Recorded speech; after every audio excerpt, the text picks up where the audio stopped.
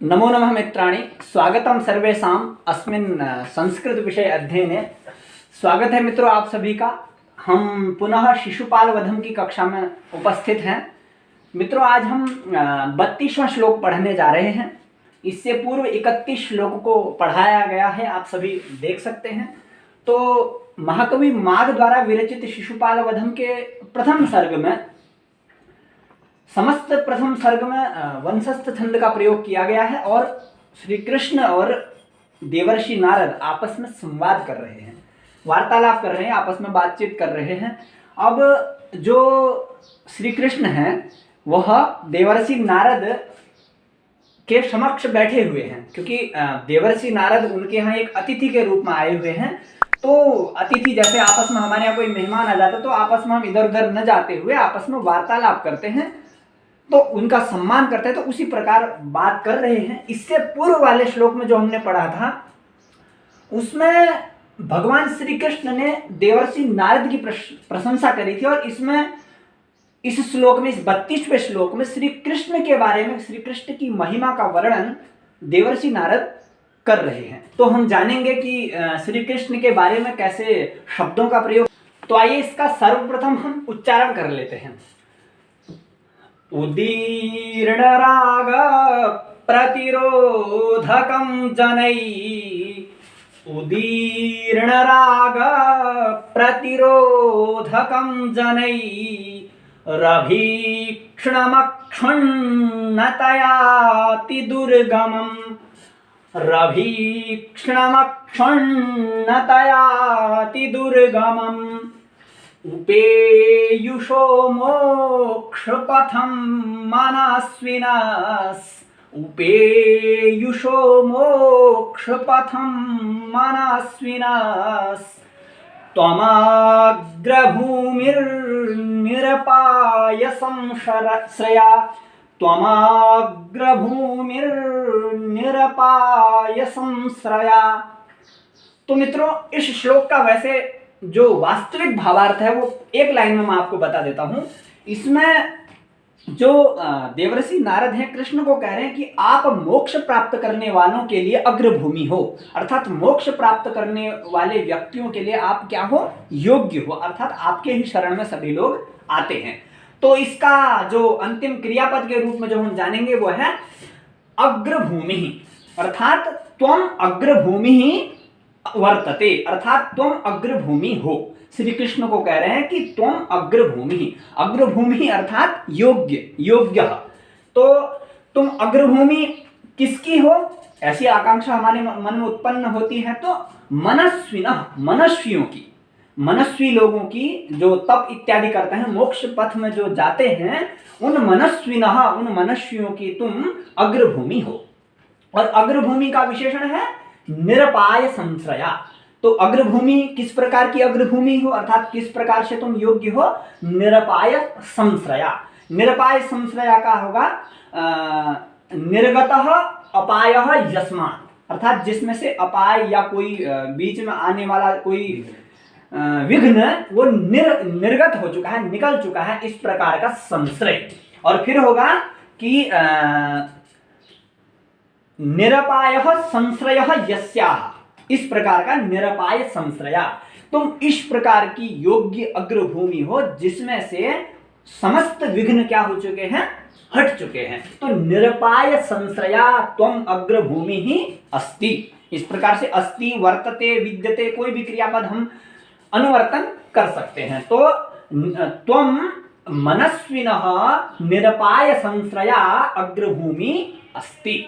निरपाय संश्रय का अर्थ होगा कि जहां से विघ्न, मोक्ष पथ में जाने वाले, मोक्ष की प्राप्ति के मार्ग में जाने वाले जो भी विघ्न आते हैं वो हट चुके हैं, इस प्रकार की अग्रभूमि हो।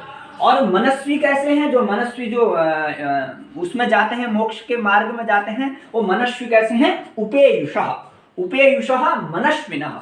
उपेयुषः का अर्थ होगा यहाँ पर उपेयुषः अर्थात जो इच्छुक हैं, प्राप्त करने के इच्छुक हैं। उपेयुषः मनस्विनः त्वम अग्रभूमि ही अस्ति, अर्थात तुम ऐसे मनुष्यों के अग्रभूमि हो जैसे जो प्राप्त करने वाले हैं।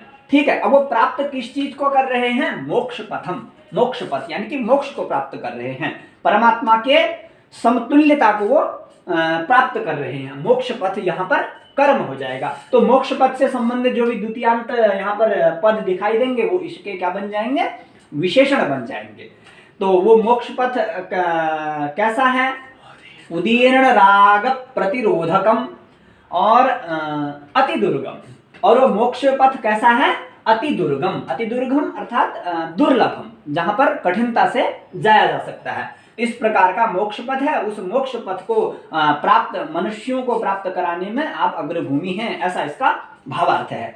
और वो कैसा मोक्ष पथ है? उदीर्ण राग प्रतिरोधकम, अर्थात उदीर्ण हो गए हैं जिसमें रागों के प्रतिरोधक, अर्थात कहने का मतलब यह है कि उदीर्ण माने बड़े हुए, राग मानी सांसारिक जो विषय होते हैं, सांसारिक विषय जो उदीर्ण हो चुके हैं, जिसमें इस प्रकार उन विषयों के प्रतिरोधक, उन विषयों का जो प्रतिरोधक है, अर्थात जिसमें वो क्या है? बाधक है, जिसमें वो बाधक हैं, इस प्रकार के मोक्ष पथ को। और जनैहि अभीक्षण अक्षुण्णतया, जनैहि अर्थात सांसारिक लोगों के द्वारा, तपस्वियों के द्वारा, उनके द्वारा जनैहि अभीक्षणम माने बार बार, अभीक्षणम माने बार बार, अक्षुण्णतया माने, अक्षुण्णतया का अर्थ होगा अभ्यस्त न होने के कारण। अब अभ्यस्त क्यों नहीं हो रहे वो? क्योंकि उदीर्ण राग प्रतिरोधकम, क्योंकि जो राग इत्यादि सांसारिक जो विषय हैं उनके क्या हो चुके हैं? उदीर्ण हो चुके हैं, उनके प्रतिरोधकम अक्षुण्णतया अति दुर्गम मोक्ष पथम, इस प्रकार से इसका अन्वय होगा। तो उदीर्ण राग प्रतिरोधकम का अर्थ यही है, बड़ी हुई विषयाभिलाषा के बाधक। ठीक है, तुम आप कैसे हो? जिसके सांसारिक विषयों की अभिलाषा बड़ी रहती है, उनके तुम क्या हो? बाधक हो, ऐसा श्री कृष्ण को कह रहे हैं। और फिर दूसरी बात कही कि अभीक्षण अक्षुण्णतया, अभीक्षण माने निरंतर, अक्षुण्णतया जनैहि, अक्षुण्णतया मतलब अभ्यस्त न होने के कारण, क्षुण्णतया होगा अभ्यस्त होने के कारण, अक्षुण्णतया होगा अभ्यस्त न होने के कारण। तो मतलब जनों के द्वारा अभ्यस्त न होने के कारण आप ही तुम उस अति दुर्गम मोक्ष पथम उपेयुषो मनस्विनः निरपाय संश्रया अग्रभूमि ही वर्तते। इस प्रकार से इसका भावार्थ होगा। कहने का मतलब यही है कि सांसारिक विषय जहां पर बाधक होते हैं और अभ्यस्त न होने के कारण लोग उस मोक्ष पथ को प्राप्त नहीं करते हैं, नहीं कर पाते हैं, तो उसी मार्ग में आने वाले उन उपेयुषः मनस्विनः, उन प्राप्त करने के इच्छुक मनस्वियों के आप निरपाय संश्रया अग्रभूमि ही हैं। आप निरपाय संश्रया अग्रभूमि इस श्लोक में इस प्रकार का बताया गया है। तो मुख्य यही है कि श्री कृष्ण के महत्व को इसमें बताया गया है। अब प्रत्येक श्लोक में यही चल रहा है, देवर्षि नारद कृष्ण की प्रशंसा करते हैं, कृष्ण देवर्षि नारद की प्रशंसा करते हैं। तो इसी प्रकार यह संवाद चलता रहेगा। तो अग्रिम श्लोक में किस प्रकार से क्या वर्णन है हम अगले श्लोक में पढ़ेंगे। तो आज के लिए बस इतना ही। अगले श्लोक में आप सभी से मिलता हूँ। आप सभी का धन्यवाद। नमः संस्कृताय।